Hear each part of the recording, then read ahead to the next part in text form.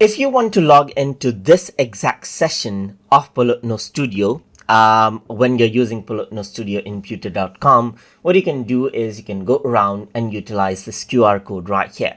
So by using a device right here, you can simply go around and scan a code.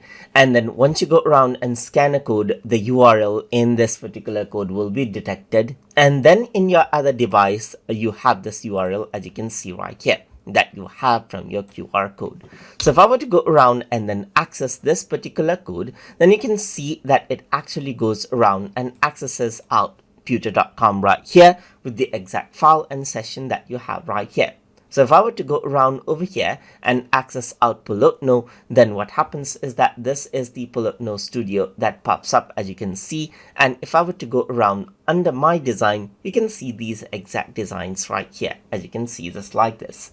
And that is how you can go around and log into the exact session of Polotno Studio by using the QR code right here, just like this. In Polotno Studio when you're using Pewter.com. So I hope you guys learned something as always. And as always, please like, comment, share, and subscribe.